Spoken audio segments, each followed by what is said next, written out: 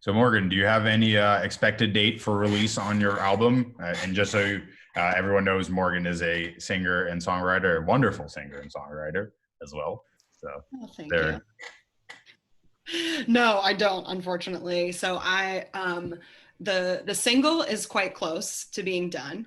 But even so, there's like all these different phases of production that it needs to go through, from like the rough stage to the final stage, and then getting mastered. And then we need to do creative around releasing it. So that's like taking the photos, that'll be the cover art and all of that stuff. And then the other 3 songs on the EP are still much more in developmental stages. So it's it's a slow moving train.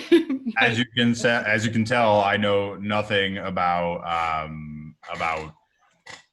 any of that kind of stuff, because of course I didn't even realize that there's the single, and then there's the whole rest of the album and the remastering, everything. That's amazing. But that's so cool. I'm really excited. You know, I'll be following avidly. Thank you. I appreciate it. I only know about this much more than nothing, so it's okay. Learning more every day.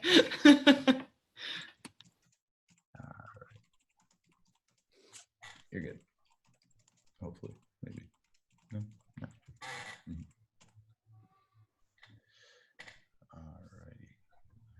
And Andrew, I just wanted to, I wanted to ask. So, what are the future book plans? You know, Andrew is a best-selling author. He's written 7 books now. Is that correct? 7 books. What are the future book plans? The wellness book just came out. You can see that there behind him.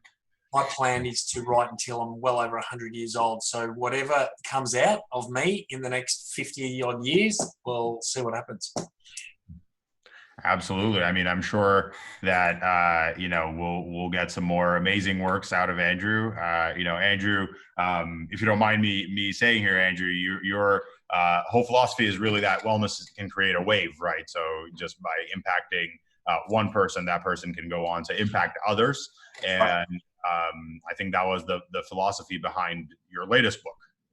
Yeah, well, look, I mean, everything I do is about creating this wave of wellness, and this panel is to help people be healthier and have healthier families, and everything I do is about that. And I can see Megan is as an attendee. Megan is in Melbourne, Australia as well, and she's a beautiful lady writing a book. So, you know, even that, helping people write books is part of just this wave. You know, the more people that I can get and we can get working together, the more impact we can have. And I know Morgan and Michelle are making a wonderful impact, as are you, Fernando. So my theory is just connect with winners.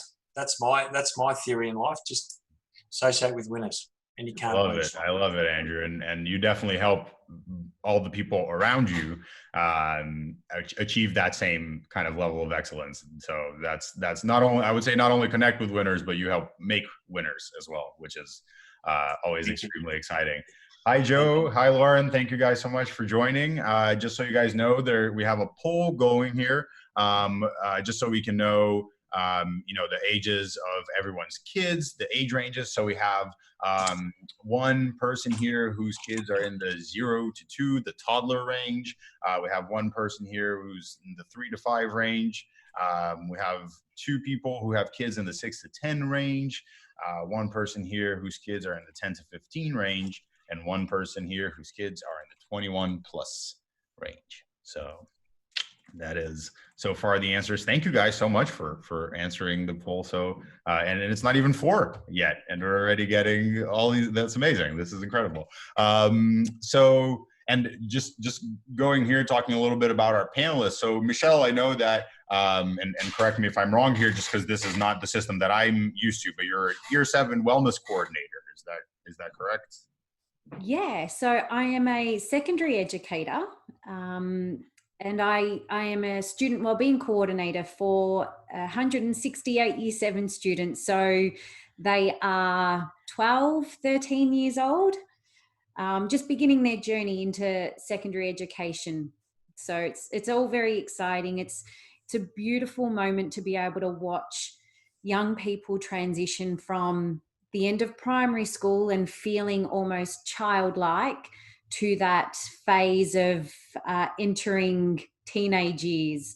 So, you know, there's a lot of excitement, there's a lot of anxiety, there's some fear, there's uncertainty that's, you know, just all bundled up into this nice little package. Amazing. No, that's fantastic. And, you know, we're obviously so appreciative that there's folks like you who are, you know, focusing on the wellness of you know, our kids in the schools. That's the place that generally is associated, for a lot of kids, associated with so much stress. And, you know, I think it's so important to see more programs like that crop up, and well-being programs in schools.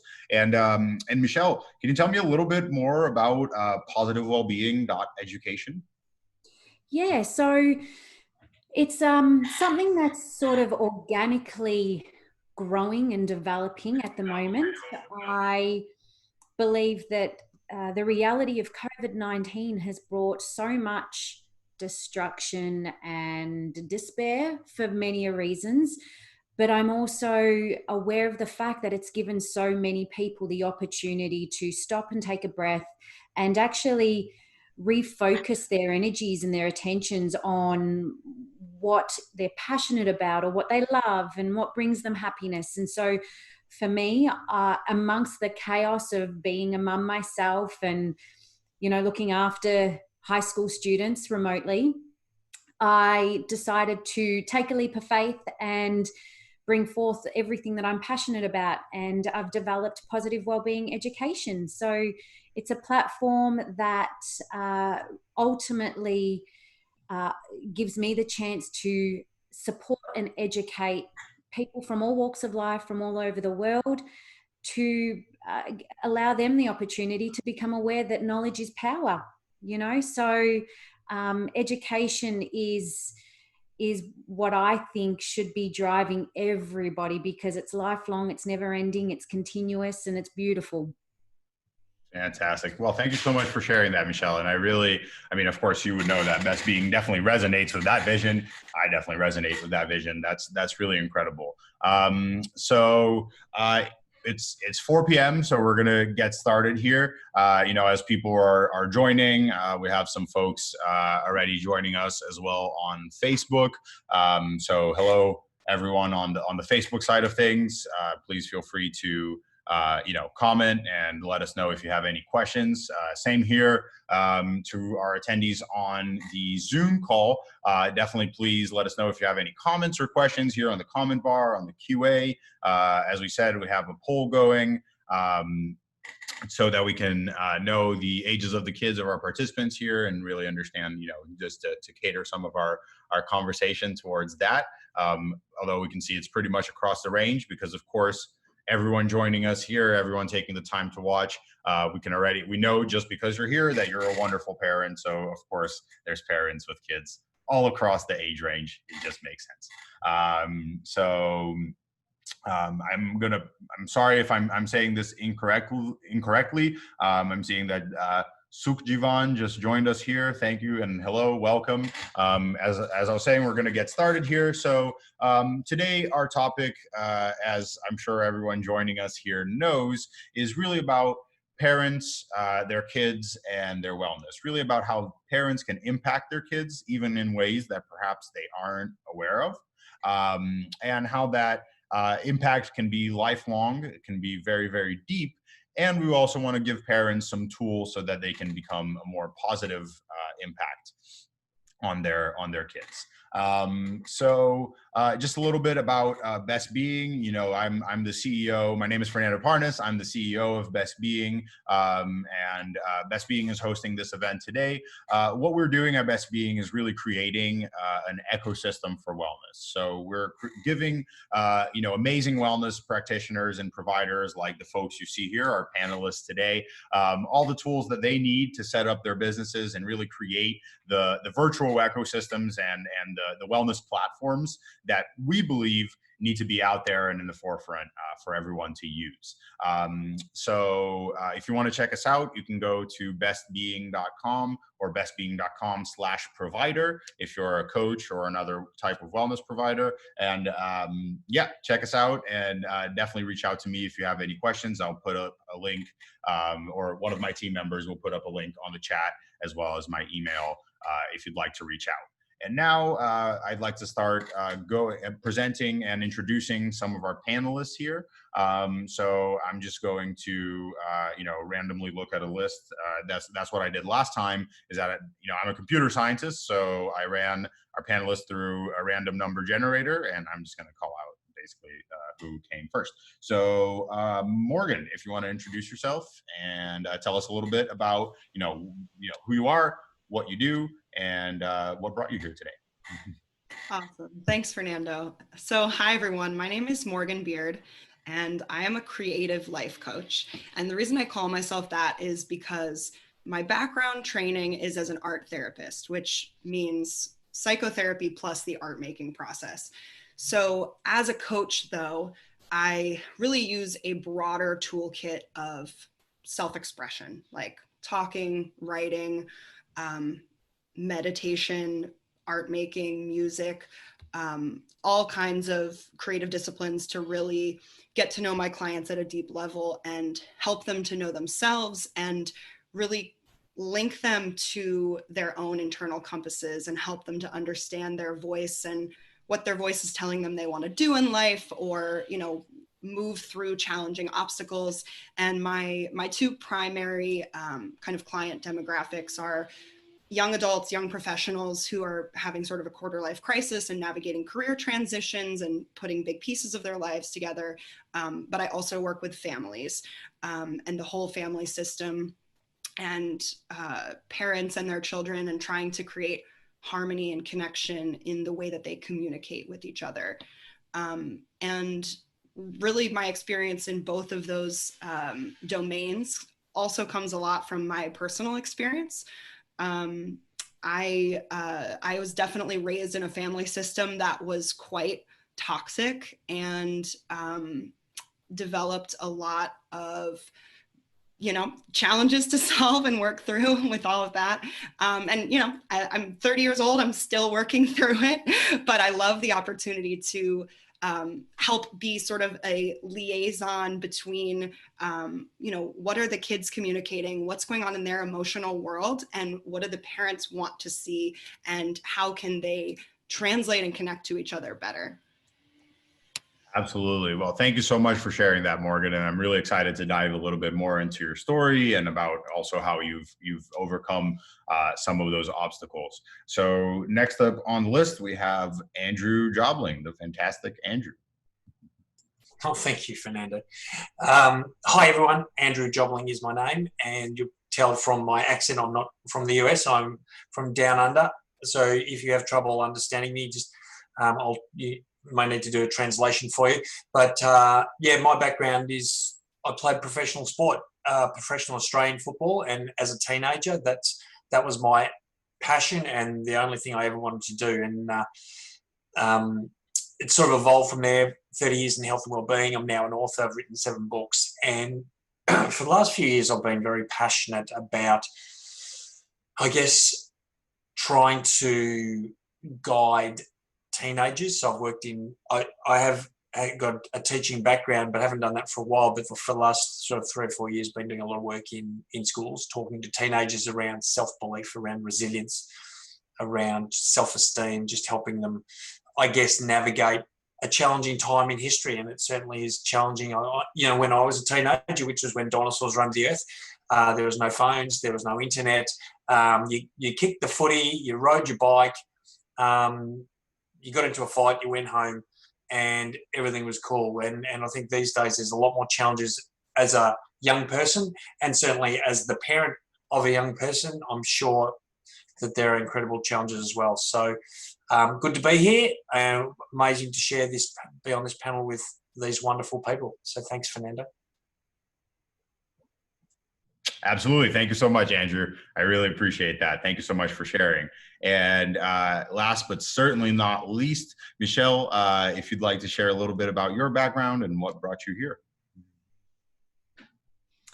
Thank you, Fernando. Yes, my name is Michelle Falzon, and you've probably picked up on my accent sounding very much the same as Andrew's. So we are both from Melbourne, Australia. And I feel very honoured and privileged to take part in this webinar with Morgan and Andrew and Fernando as well. I suppose my journey to where I am today and the person who I am today comes from a big change in my life. It is from a journey of grief and loss, or loss and grief.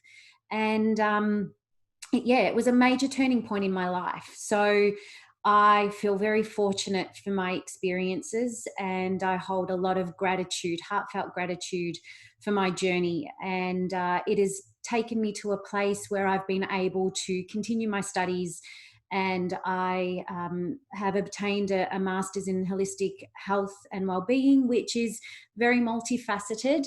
And I have been very privileged to be able to work with people from all walks of life, supporting them on their journey in life through, very much like Morgan, meditation and holistic therapies and counselling and so forth.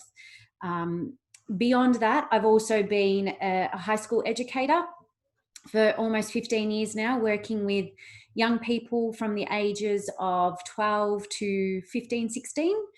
And I guess it's given me the opportunity to bring two worlds of my life together that is, or morphing organically into this beautiful journey that brings streamlined education in the classroom, and my understanding, my knowledge, my research into holistic therapies and positive psychology and positive education.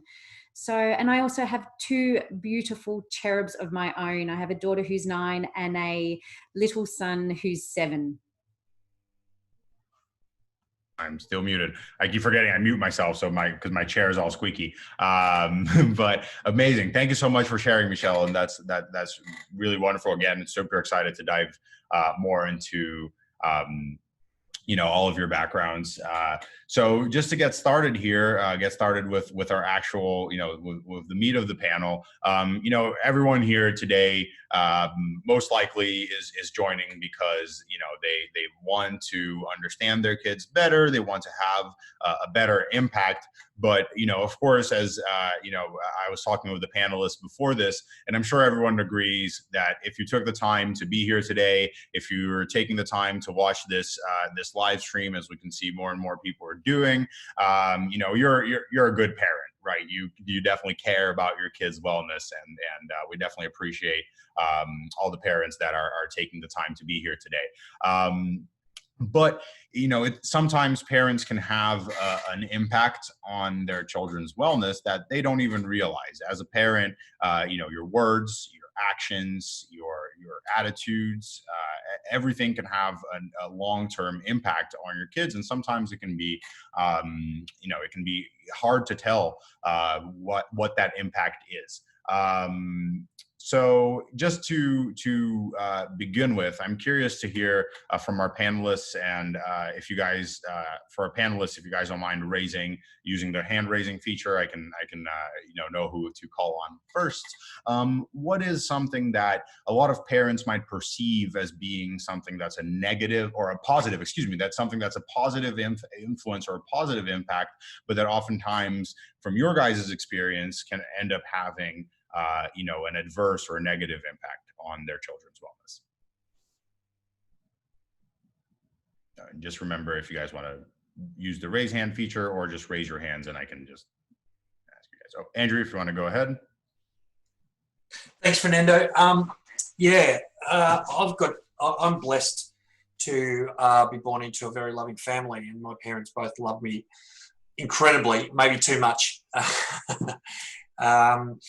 But I think, just to answer your question, I mean, my mum was the most amazing person. She's no longer with us, but, she just loved me and I've got a brother and a sister, and loved us so much that I think what she thought was being loving was maybe doing too much for us. I mean, I just remember when I was I lived at home till I was in my 20s, and I'd come home and all my clothes were washed and dried and folded on the end of my bed. And I remember moving out the first time, and I thought, how do you use a washing machine? I had no idea. And I think a mistake parents make, and certainly my parents, look, I'm incredibly grateful for them, but they did too much for me, thinking that was the way to love me, was to do everything for me, but it didn't equip me to be a self-sufficient, independent person. So I think, you know, and I would never ever say that to my parents. I'm just incredibly grateful. You know, if I go to my dad and say, Dad, I need money, he'll give me money, rather than say, Andrew, maybe let's work out a strategy to go out and make your own money.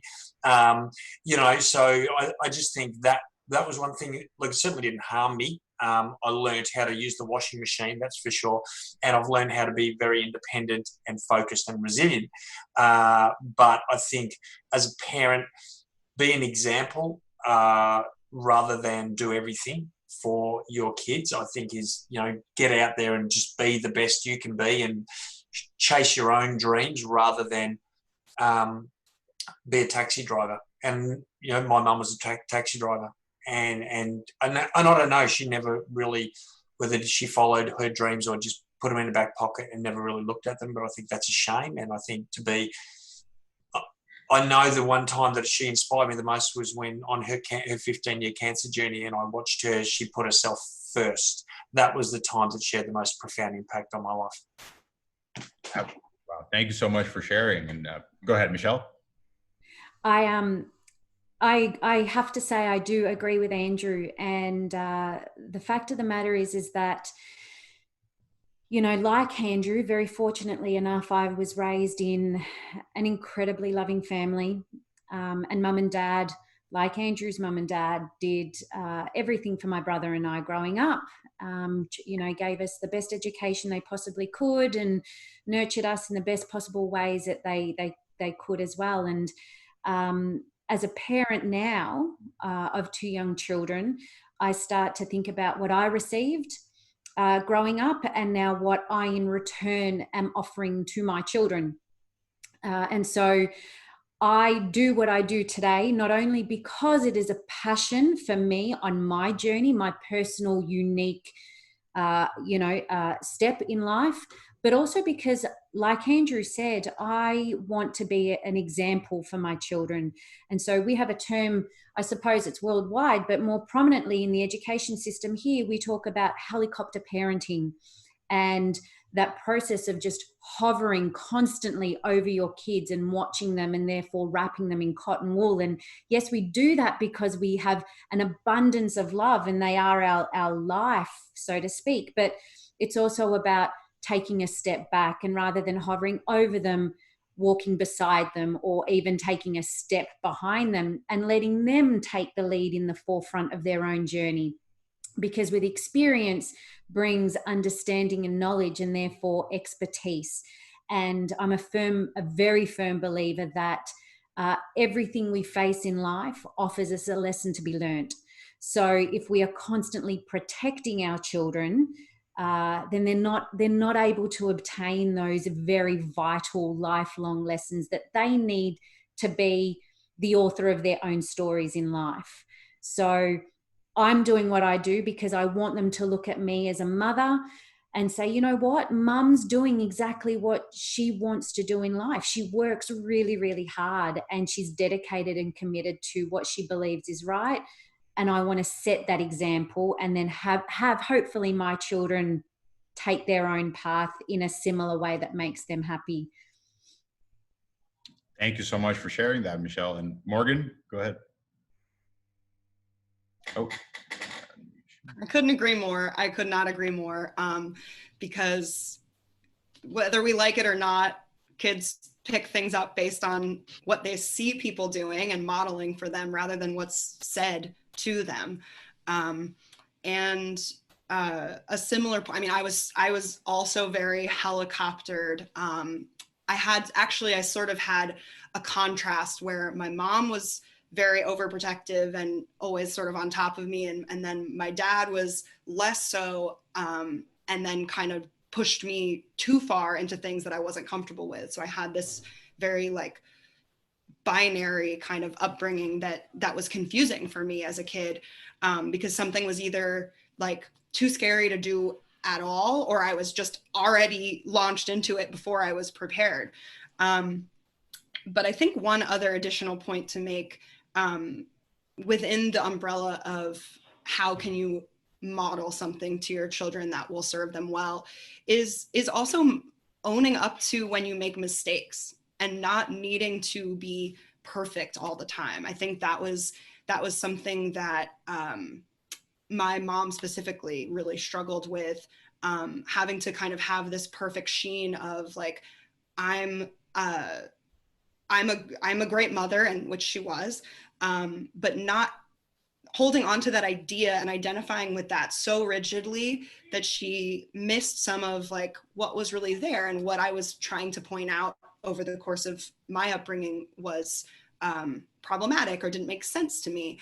And so I think that the points that Michelle and Andrew are making is the more that you can continue to be there and provide structure and support, but step back and see what they create in the space that you leave for them, is what fosters that sense of independence. And it's hard for parents too, because they get accustomed to doing things a certain way to get them moving through different developmental stages. And then as the kids get older, those needs shift and change.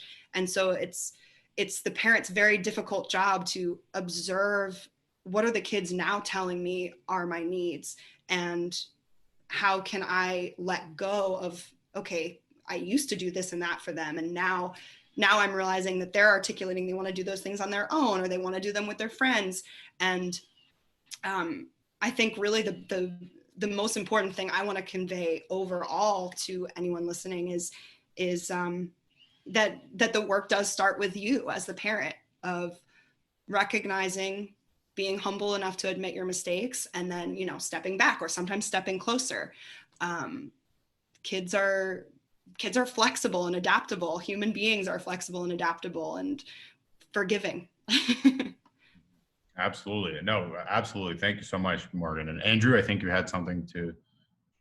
Yeah, I think that was great, Morgan and Michelle. Wonderful. And I think when we get older, we forget we were kids. And look, I'm not a parent, so don't judge me. I have a fluffy 4-legged daughter, and she has eating disorders, so I'm not a great parent at that. But I think as a parent, remember yourself as a kid. You wanted to explore and you wanted to try things, and you had an intuition, you had a feeling, you knew deep down what was your path. And then something happens when we turn into adults, and I guess as a parent, Michelle, you can answer this for me. You're the only parent that's actually on this panel, but all of a sudden protection kicks in. We have now someone we need to protect and look after and nurture and make sure nothing happens to that person, that they grow up into a healthy person. Yet we then forget about, well, when we were at that age, we didn't want our parents smothering us or, trying to push us down paths we didn't want to go. So I think if you can, and I'm not saying be a child, but try and always relate, put yourselves into the shoes of a child. And when I go and speak at schools now, my whole goal is to get to their level and try and, get back to when I was that teenager I had this illogical drive to be a professional footballer, to the exclusion of, I didn't think study or school was important. My parents wanted to push me down a path of education. I thought, no, I'm going to be a footballer. And I know that where I am today, many, many years later, that I've very much followed my intuition, and it's led me down some tricky paths, and I've had some expensive lessons, but it's led me exactly to where I want to be today in my life, and just allowing that to happen. And I think the more you can nurture, and Morgan said, the more you can nurture that intuition. Kids aren't silly, they know what's going on. And from a young age, Michelle, your kids know what's right and wrong and what's good and bad, and they're smart. They're not silly. So I just feel like you've got to, as Morgan said, within the limits and constraints of, behaving appropriate way, let them do what they're going to do and be who they're going to be, because I believe everyone's here for a reason, and there's so much potential in young people. So you mentioned something there, Andrew, that's I think very interesting, and I'm curious about what our panelists think about this. So of course, you mentioned a couple of times how kids, as they grow, it's natural that they'll make mistakes, and that's a time, right, where parents are kind of very prone to perhaps do that kind of helicopter, moment. So my question is twofold, because I think first off, there's that part there. There's that aspect of, what happens when your kid makes a mistake, or when your kid's going to make a mistake, but what can you do not to be over encumbering, right? And to kind of lead them to the right direction, as opposed to force them into a path that maybe that they weren't going to take. So that's the first part of my question. And the second part is that sometimes parents make mistakes too, right? And I think that's a very kind of hard situation for a lot of parents. How do you admit that and kind of use that as a learning experience for your kids? So I think, yeah, any great. And I'll just answer quickly, and then I'll hand it over to the experts. But I think a parent making a mistake is the best thing you can do. The best thing you can do is try stuff and stuff it up, because what you're saying to your kids is it's okay to try things and fail, and then work it out. Go, okay, well, that didn't work. How do we make that work? And I think that what you're doing, the best, I see the best parents are the ones that are just leading by example and just being the best they can be, knowing that that's not perfect, and that they will make mistakes, and mistakes are, how else do you learn? And I think when a child makes a mistake, rather than go, well, that wasn't right, was it? That was pretty dumb, wasn't it? You go, okay, well, that didn't work out the way you wanted it. Maybe what would be another way to try it, and let them explore and come up with some solutions, as you would as an adult. If I do something that works badly, I'm going, why did that work so badly, and how can I do it better? Isn't that the sort of person you want to develop? But I'll hand it over. I know Michelle will have some great stuff to share, being the parent in the room. Thanks, Andrew. And look, you've really hit the nail on the head, I believe. I've raised my son and daughter, Georgia and Julian, from a very young age to have a very conscious awareness that mistakes are lessons learned. And then the power comes from making sure that there is an acknowledgement and an acceptance to that mistake, and therefore a process of remembering the lesson as you continue on in your day-to-day activities and, days and weeks and so forth. We need to understand that there is that knowledge is power, but the true form of empowerment comes from holding on to those lessons and either not repeating them because there is, higher potential for causing harm and danger and all sorts of things, but then knowing how to fix and rectify what the problem that you faced potentially was, whether that be through action or conversation and verbalization and all sorts of stuff. I really try to educate young people, taking myself out of the role of a mother and just putting my teacher hat on for a moment, because Andrew also made mention of, as yourself did, Fernando and Morgan previously, about intuition. And so as an educator in my own unique ways, I am now sort of finding a different way of educating, rather than dictating and giving everything on a silver platter that is explicit and rigid and very instructional. I love to deliver my lessons in a classroom in a way that is quite open and or open for interpretation to some extent once the content's been delivered. Allow the kids to journey and take control of their own learning education. Rather than going, you have to know how to do it in this particular way. Ask them, what feels right? What are you taking out of this content? What messages do you need to hold on to?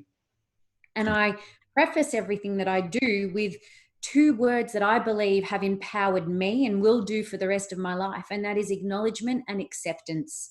When we start to acknowledge everything and anything that comes our way, good, bad, beautiful, and the ugly, and then there is an organic, instinctive form of acceptance to those lessons for whatever reasons, we view life in such an amazingly different way. It's quite a phenomenal transition into this space. And so my message today for all our viewers is to think about those 2 words. They're simple. We use them almost all the time in everyday life, just in different ways. And so how can you take acknowledgement and acceptance as two words in the English language and bring them into a powerful space for you that you can then become an empowered, wonderful human being in this world as well. And talk to your kids about it. You know, ask them, what do those two words mean for them? And let them intuitively come into that space of awareness, conscious awareness. Absolutely. Wow. Thank you, Michelle. That was amazing. Morgan, go ahead. Yeah, that was really, really well said. And I think in order to contribute something unique to the discussion and not just kind of say in a worse way what you guys already so beautifully said is I really look at myself and the way I was raised in this particular topic of mistakes as really like a cautionary tale, because the messages that I internalized from the way that I was raised was very much that mistakes are not acceptable. And I should feel tremendously ashamed. I am a bad person because I did this or that. And I still feel a tremendous amount of fear around taking accountability when I've done something wrong. Like as an adult, these things really have stuck with me, and it's, it's kind of baked into my nervous system to have a fear response around imperfection and saying the wrong thing, doing the wrong thing. And I'm sure that's true of many adults, probably some listening and maybe even the panelists as well. And I think that it's really important for parents to be mindful about the messages and the tone, because kids have this is more true of younger kids, this oversimplified system for understanding what they're hearing of like, okay, this thing that you did is bad versus you're bad for doing this thing. And so being really mindful of understanding, kind of as Michelle was alluding to, like, how are you interpreting this? And really even asking them, like, when I say this, what does that mean to you? And making sure that they're not drawing those parallels unconsciously, as their system kind of dictates that they will, of I did this, therefore I am bad. And then it compounds into this this internal narrative that will stay with them for their entire lives potentially. I mean, and it sounds scary, but as we said before, this is why the course correction is so important. This is why us owning up to our mistakes is so important, because everyone's going to make mistakes.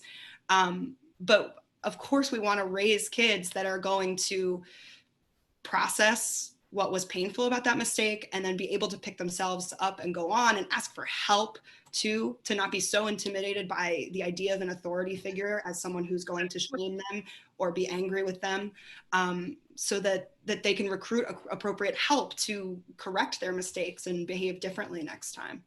Mm-hmm.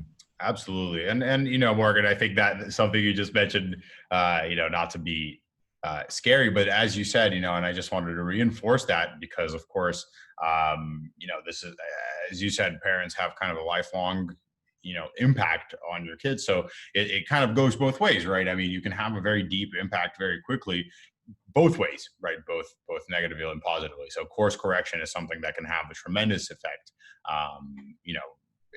whenever that action is taken. But yeah, thank you guys again so much for that and for sharing that.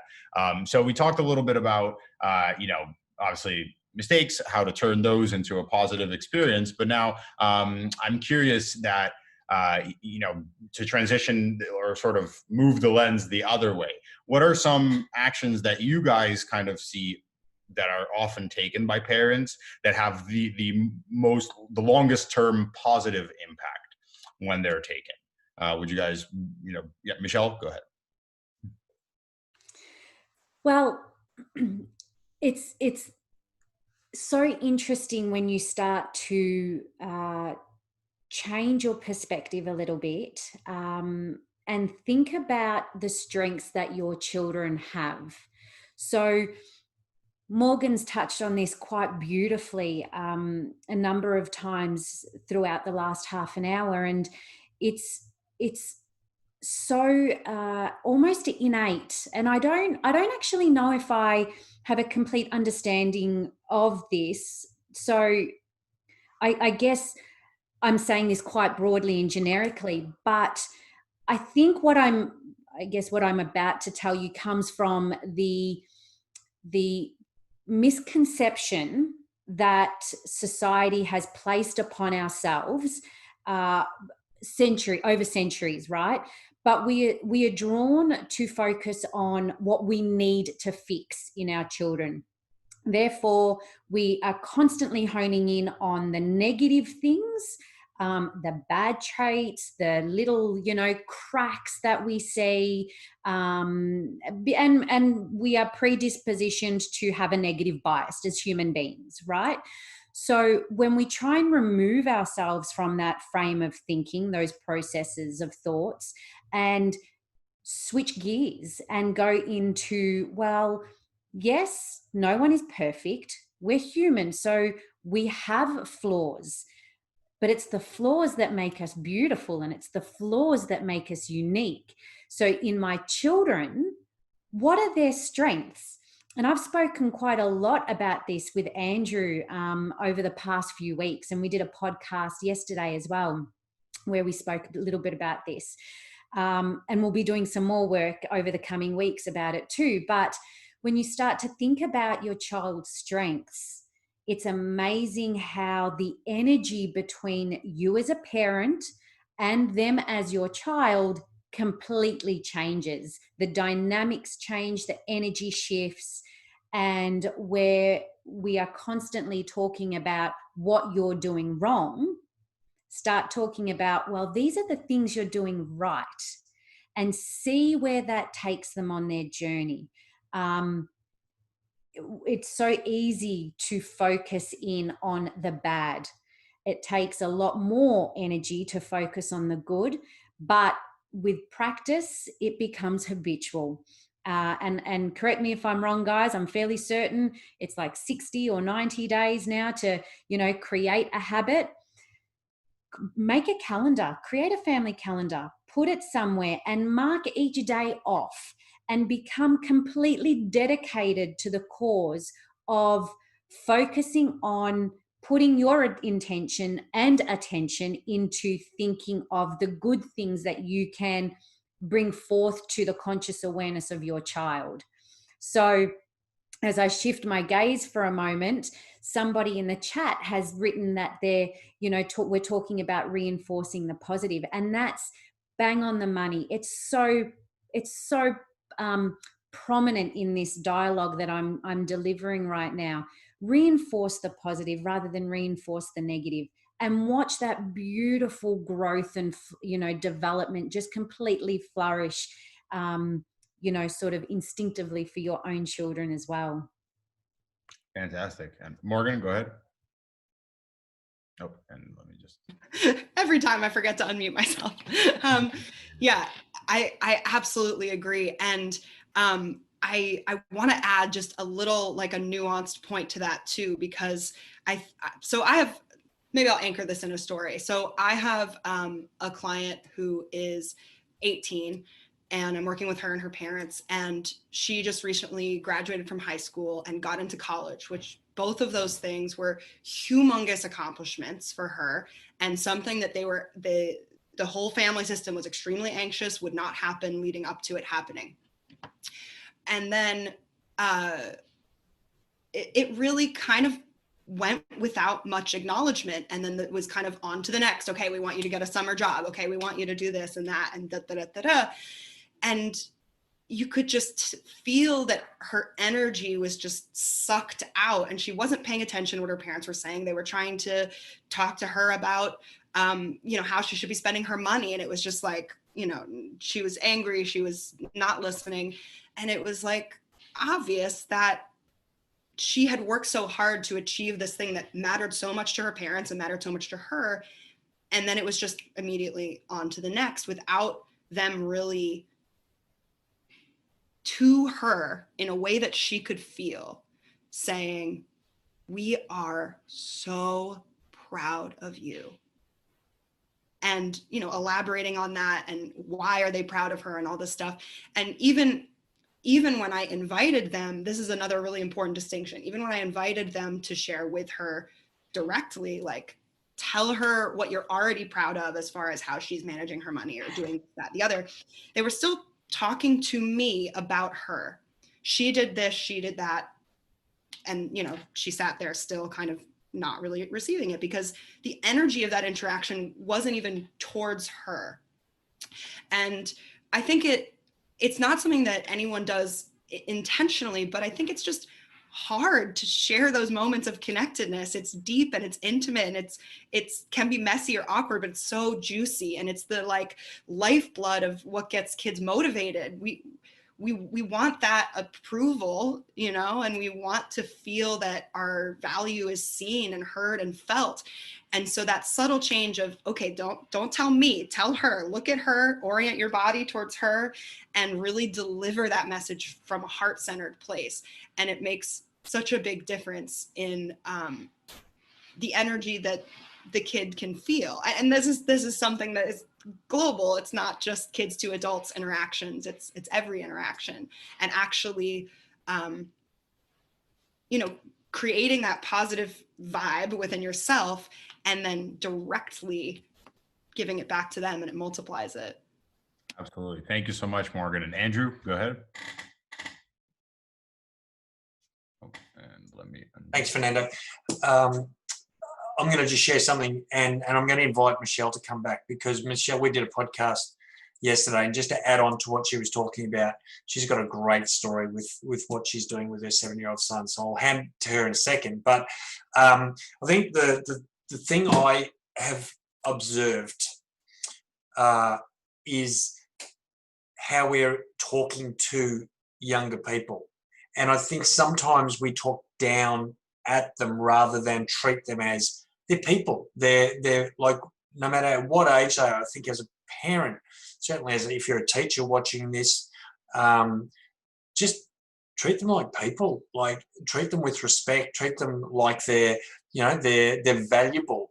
I was doing a session, I think this was last year or the year before, at a school, and I was about to talk to the whole cohort of grade 11 students. So what's that, 15 and 16 years old. There was probably 200 kids there. And I walked in after lunch, they'd had speakers all day, and I get the coordinator come up to me and say, I just want to apologize in advance for their behavior. And I said, what are you talking about? He said, they're not good. In fact, one of the students told the last speaker to F off, right? So he's sort of trying to prepare me for these poorly behaved students. And I said, and I just blocked it out because I didn't want to go in there with any preconceived ideas. And I just went in there and I just spoke to them as people. And it was one of the best sessions I've ever done. It was in quite a low socioeconomic suburb of Melbourne. And I just connected with them and spoke to them as people, and they were engaged, and it was such a wonderful session. And I just know that the previous speaker obviously was treating them like kids, treating them like, well, you're just students and I'm the speaker. You need to listen to me. It's like, no, what makes you, irrespective of your age, any more important than a teenager or a child? And I think when we can start communicating with these younger people, you know, and I'm even resistant to say teenager or child, but younger person, treat them with respect, talk to them like they're at your level, and my goodness, you see what you get back in return from that. I'm going to hand over to Michelle because she's got a cool story. Mm-hmm. Thanks, Andrew. So yeah, we were creating a podcast yesterday, and our conversation led me to explain to Andrew and our audience that I am, like I was talking about before, focusing on my own children's strengths, and I'm having a little bit of a private, intimate social experiment with my son at the moment, again, who's 7. And so every day I say to Julian, when he's a very cuddly little man, and will often come up to me throughout the day and, Mama, can I have a cuddle? And of course I can't say no to anything that child wants. So as we embrace, and I pull back and I look at him and I say, baby, why do I love you? And this has been going on for a couple of weeks now, so I should preface this conversation. It's progressing. And I said, so baby, why do I love you? And he says, well, because you're my mama. And yes, I am your mama and I do love you, but can you tell me why I love you? And he says, well, because I'm your son. And this dialogue goes on for a little while, okay? And to the point where it becomes so repetitive. Yes, I'm your mama. Yes, you're my son. And I become more obvious with my tone of voice and honing in on a particular word. And I say, yes, Julian, but why do I love you? So we still are at the same point. This social experiment may continue for quite some time, but what I am intending to do is bring a conscious awareness to him, honing in on identifying his own strengths. So with my daughter, I constantly tell her she's beautiful and she's amazing and she's smart and she's got a big heart. I tell her what her strengths are and she shows a great appreciation for it. My son, on the other hand, I want him to pinpoint his own strengths.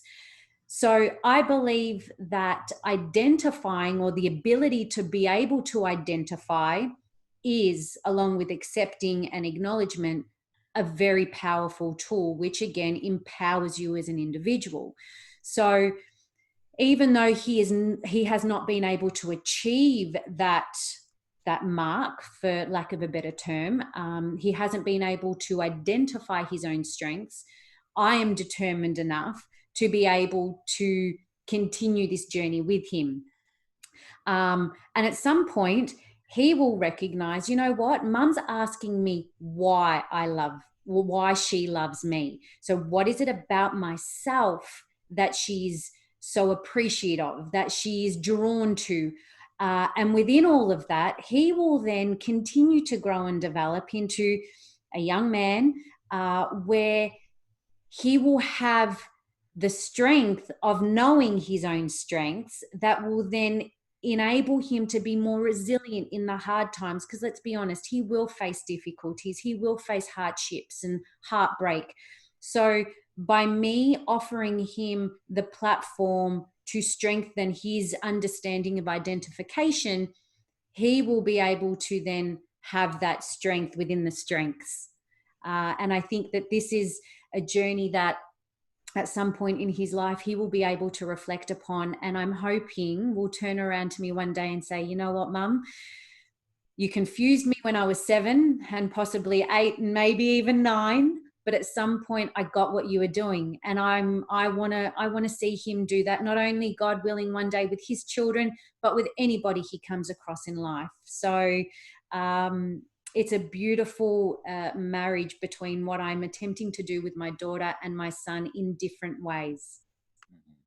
Wow, that's amazing, Michelle. Yeah, thank you so much for sharing that and for sharing that exercise. I think that's something that everyone hearing here, everyone that's on Facebook, live on Facebook right now, can definitely bring home, and I encourage everyone to try that, because that sounds really like an amazing exercise.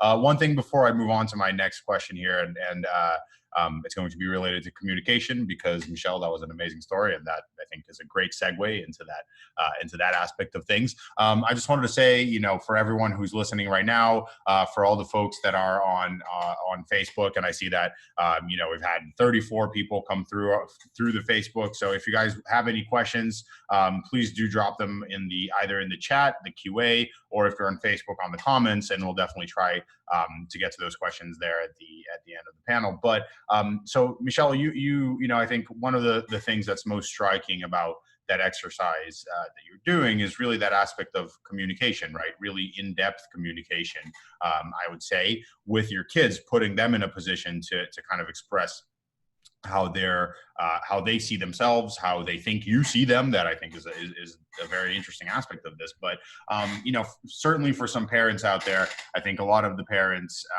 based on our polls here, we have quite a few parents of teenagers, a few parents in the 6 to 10 age range, which are getting to that preteen phase, and I'm sure are kind of scared about that aspect of, what do I do when I have a hard time reaching my child? Because sometimes it comes from that side, right? Sometimes you're trying to reach your child and having a hard time doing so. So what are some of the things that you guys have seen that have been very effective in kind of breaking down those barriers and establishing better communication?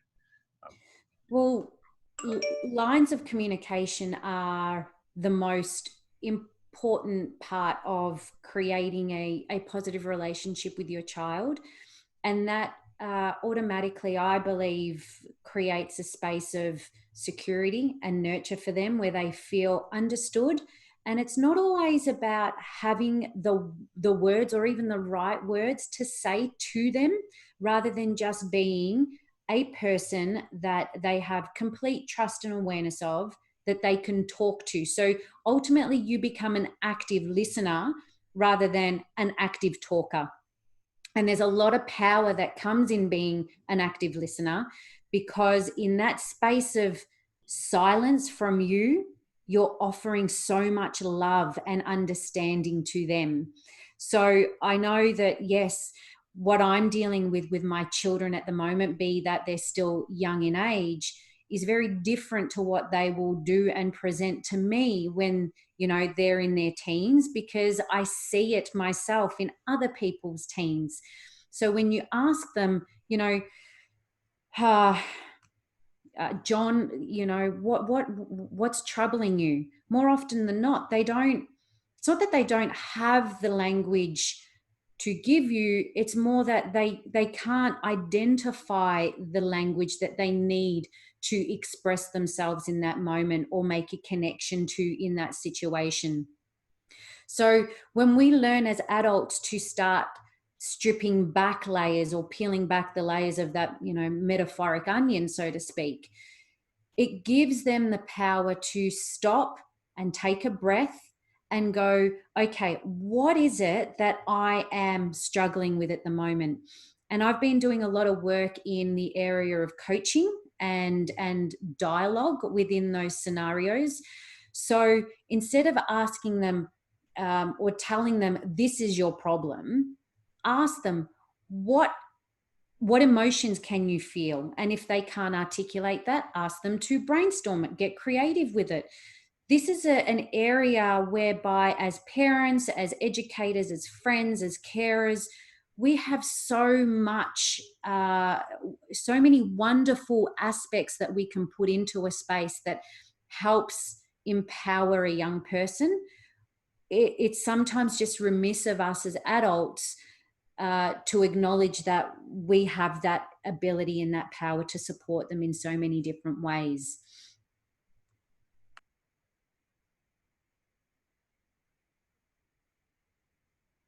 You're on mute, Fernando.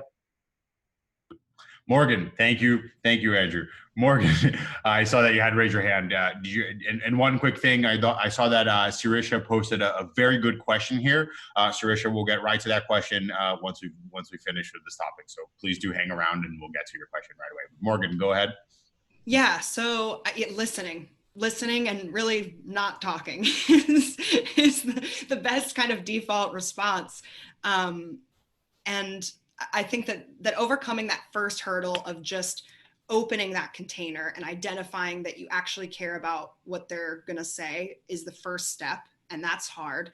And then the second step is also really hard, which is a lot of times once you actually open Pandora's box and they start to try to tell you how they're feeling, it can be really tempting. And I see this a lot with parents. They take their children's negative emotional expressions very personally, because they are dealing with their own insecurities and negative emotions. And it can be extremely triggering if your child is telling you that they don't think you're a good parent because of X, Y, and Z.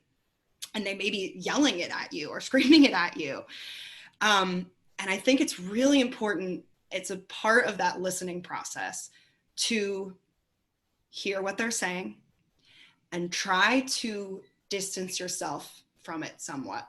You don't have to immediately accept it as the truth that you are a bad parent. It doesn't mean that. This is their emotional experience, and you have a completely different emotional experience, of course. And it's not your job in that moment to defend yourself against some claim, or that you guys are going to be going back and forth presenting different evidence of, well, I didn't do this, you didn't do this, da da da da da, because then you're lost in that power struggle and you're not hearing them anymore. The emotions start to get high, and the listening and the actual ability to communicate and hear each other, it's like people's ears start to close. So I think that the most important thing that you can do in these types of conversations where you're actually able to start successfully mining them for what they're feeling is to just be with their feelings and communicate that you don't necessarily agree with the facts of what they're saying, but you still love and accept them. And so maybe that's putting a hand on their back while they're talking to you and just gently kind of giving them an assured kind of touch and just sitting with whatever they're saying. It doesn't have to invalidate you at all. It's an expression of their hurt. And if they're trying to get mad at you, they want you to feel that they're hurting. That's what they're really saying. I need you to feel how angry I am. I need you to feel how sad and unheard I feel.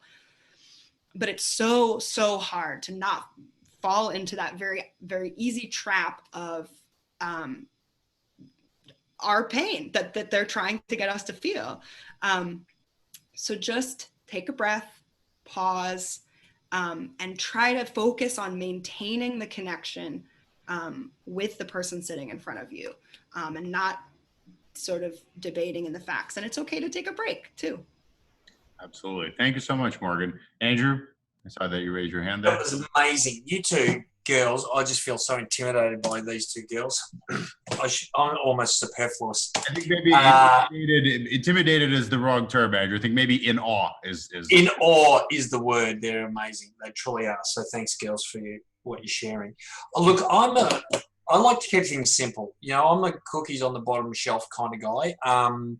You know, I was a footballer. I got beaten around the head many times, and for me, it's just simple. To try and, you know, I don't know how big your family is. I don't know how many kids you've got, but to try and think about each personality and what are they doing and what should they be doing and how should they be handling that is overwhelming, I would imagine. I'm sure.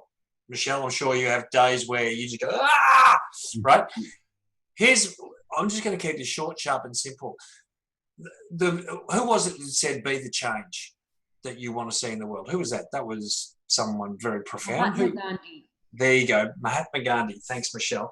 Be the change you want to see. And I think there's one person, if we can just cut through all the crap and go, okay, who am I responsible for? Who is the only person I'm in control of? I'm not in control of my kids. I'm certainly not in control of my partner.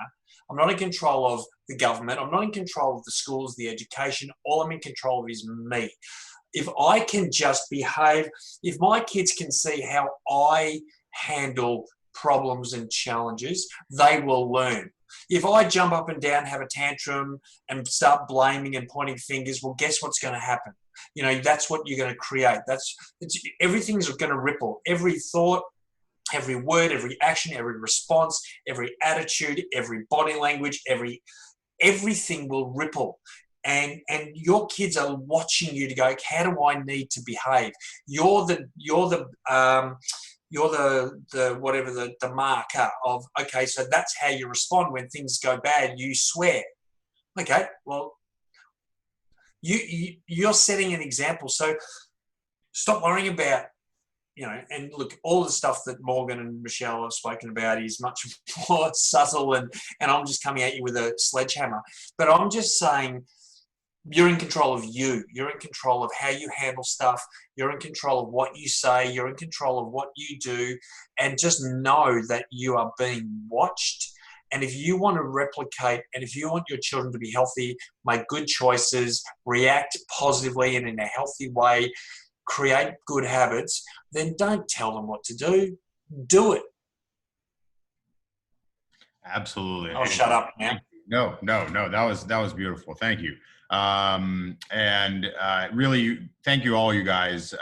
For I mean, whenever I have the opportunity to speak with amazing panelists like you guys, it always astonishes me the quality and the tremendous, just amazing people out there and what you guys are doing.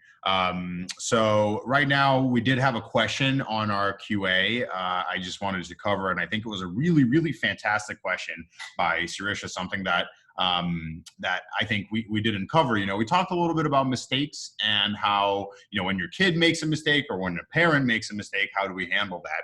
But now this is a really interesting take here by Sirisha. What about when your kid realizes or finds that they've made a mistake and they repeatedly worry and remember those mistakes, and that that causes anxiety and negative feelings.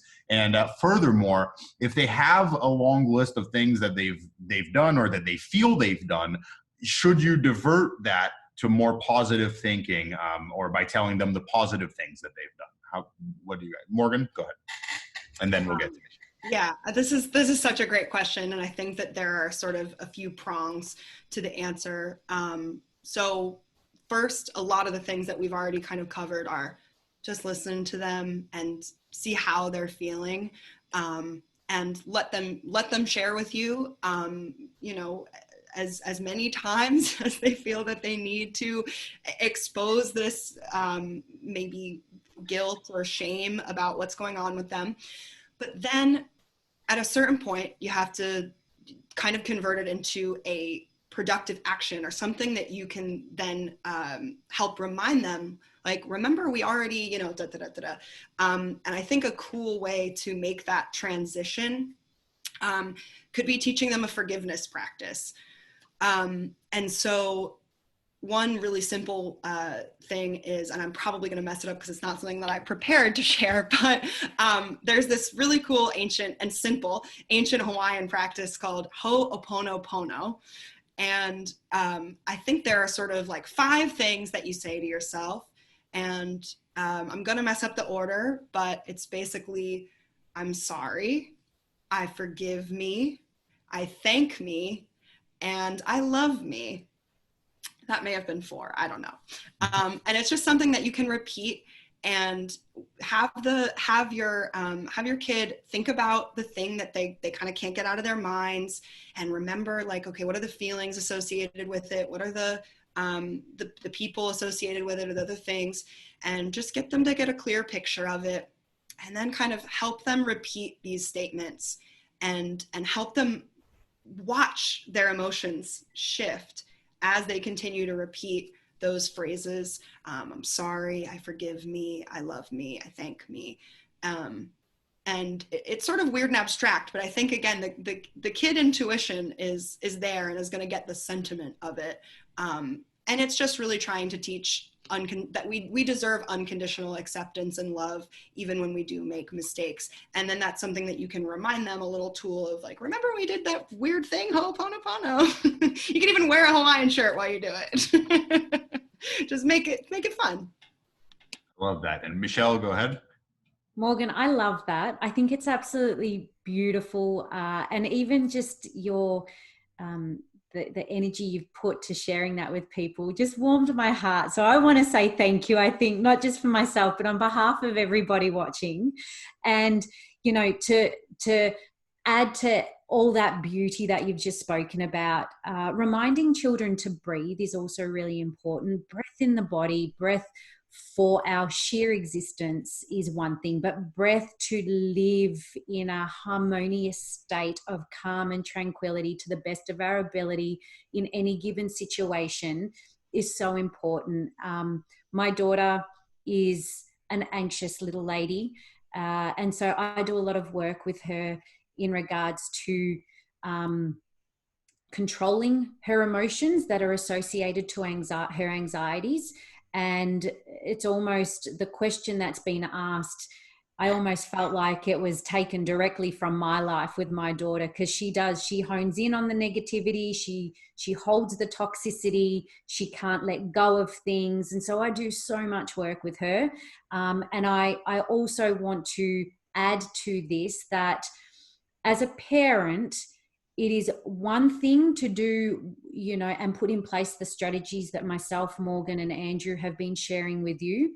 But then it's also a completely different experience when you're asking somebody external from your child's life to do those practices or teach those practices. So please don't feel any less of a parent or have your own fears or stresses about how remarkable a job you're doing if you need to seek external support in these spaces to help your child. You cannot and will not be the be all and end all in your child's life. So there are people outside of your intimate world that can benefit you greatly, and to, so many extended measures that will bring so much positivity and support to your child's life and yours in return as well.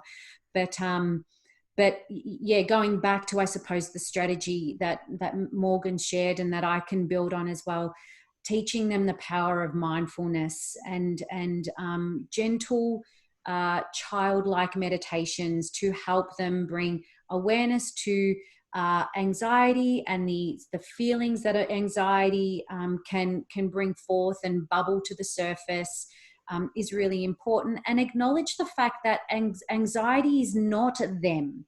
It's just a title. And try to remove that title. Almost ask them to, I suppose, perceive or put into place this theory or this thought that they are wearing a costume in a play. And that costume represents anxiety. And when you need to take that costume off and you no longer need to be that character, just remove it, remove the garments, take off the hat, take off the shoes, thinking about the language that children or young people understand.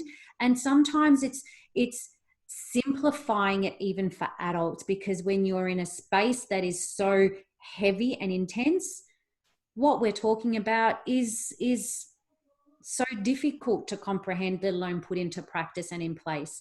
So simplifying is not dumbing things down because of a lack of intelligence. Simplifying things is bringing somebody to a space that they are able to understand. And that's really important to realize as well. Absolutely. And just real quick before we get to Andrew, because I know that I really want to keep covering this question. We have been, time flies. We've been live for about an hour and 11 minutes so far.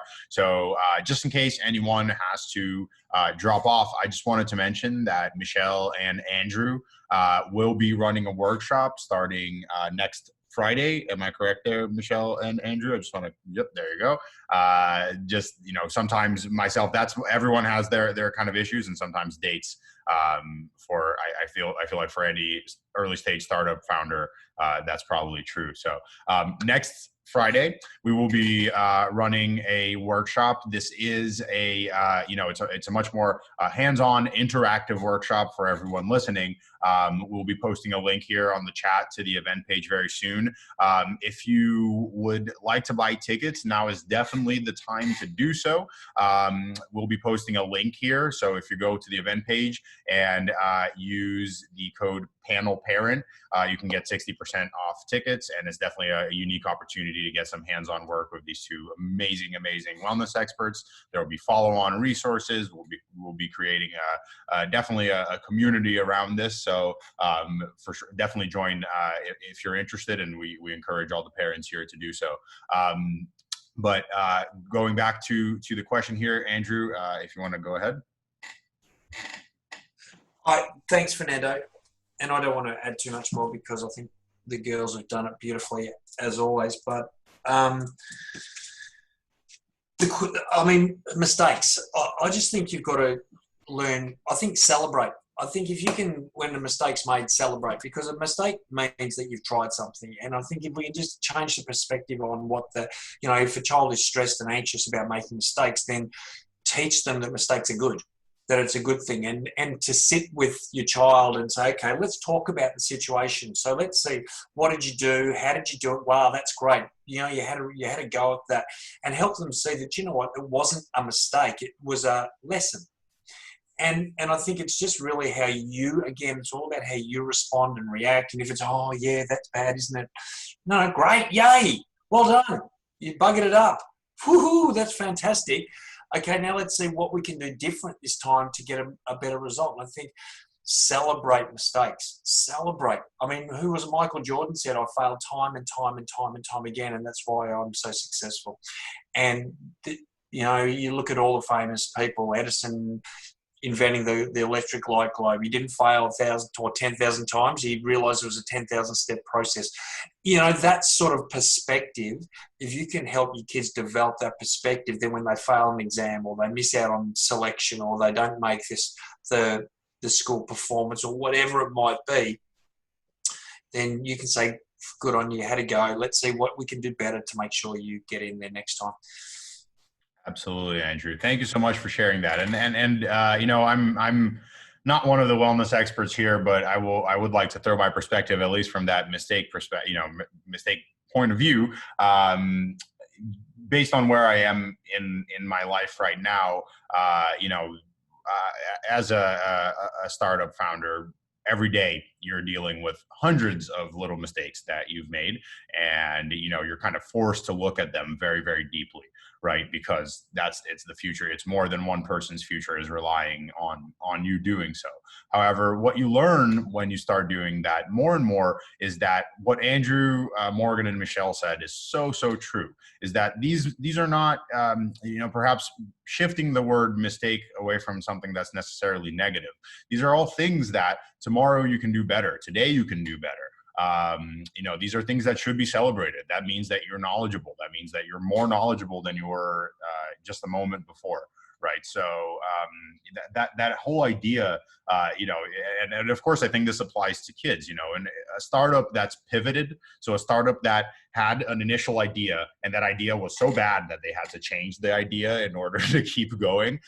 In the startup world, that's considered a success, right? That's considered something that good that the startup has done, and those startups are given more trust.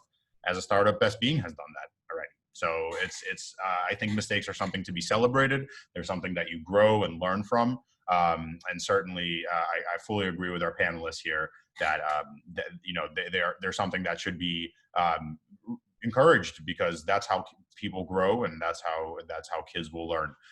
Mistakes are just, Fernando, I think mistakes is what I do best. So if I don't celebrate it, I'm going to be a very miserable person. So mistakes, yay. Absolutely.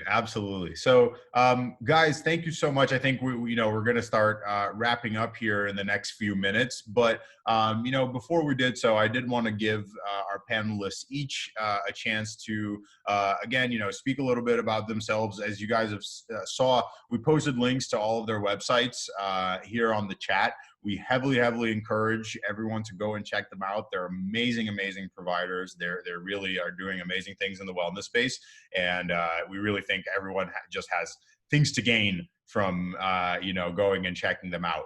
We'll be emailing everyone who registered for the event with the emails and contact information of the panelists today. So if you want to reach out individually, you can do so.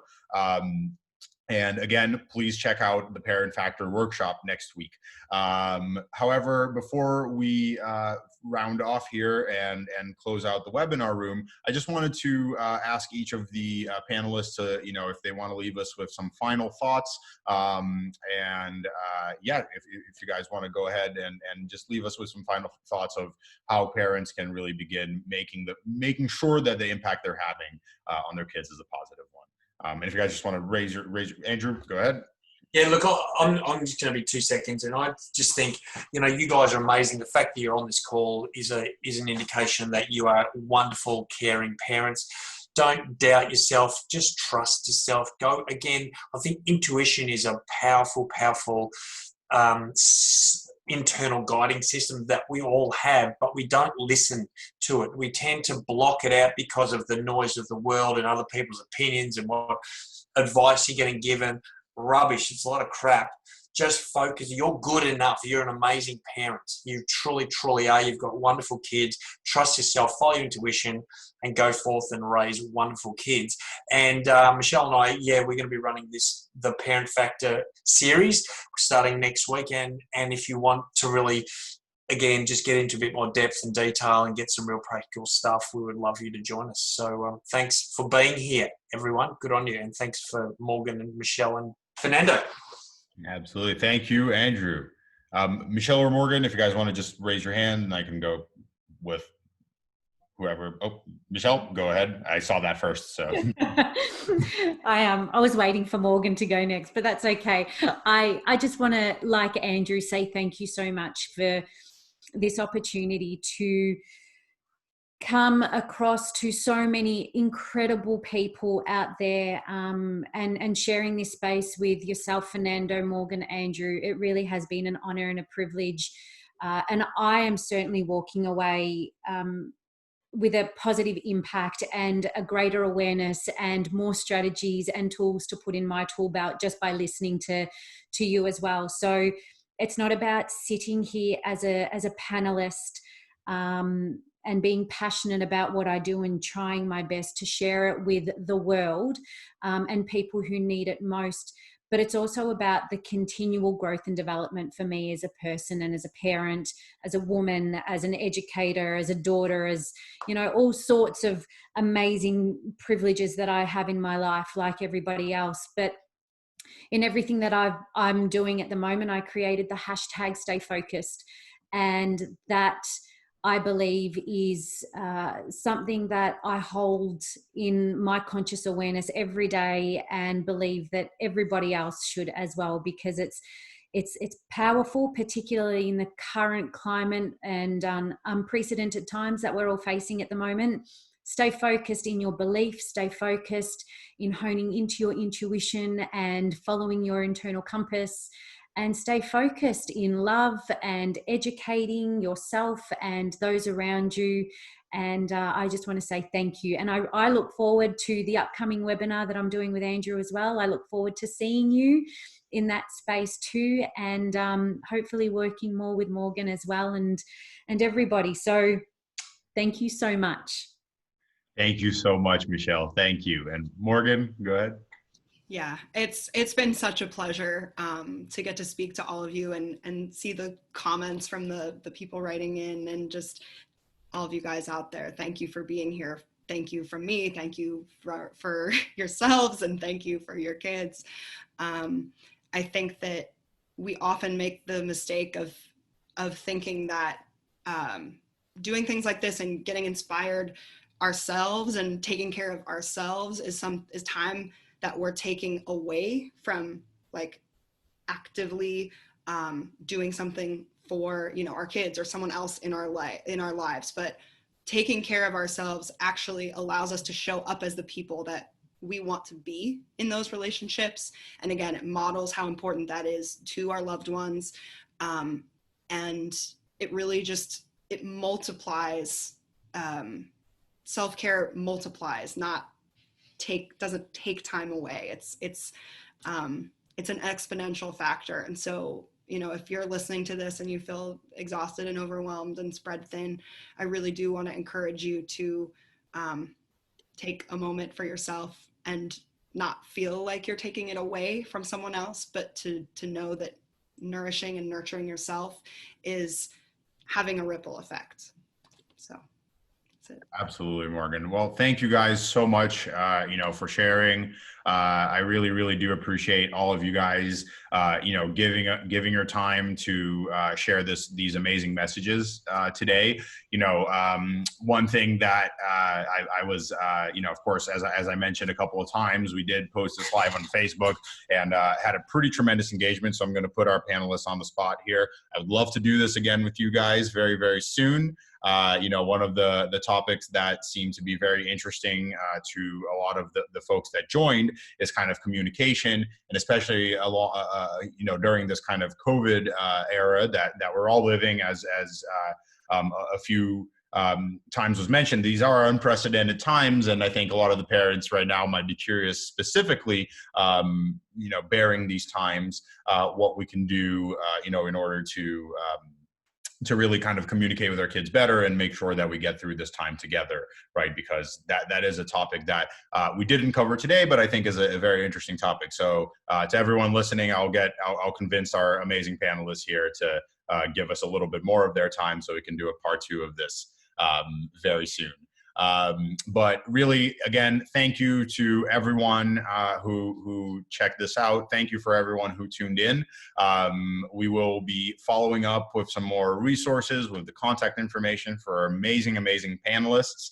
And again, remember to check out the Parent Factor workshop next week, and we'll keep you guys updated. So to our wonderful panelists, thank you guys again from the bottom of our hearts. The whole BestBeing team is so, so thankful for you guys for doing this. I'm sure all the parents are extremely thankful for doing this. We had over 50 people tune in on Facebook. Thank you to everyone who did, and I'm sure they're all very thankful to you guys. So thank you guys again, and we hope to catch you guys next time. All right, have a great day, everybody.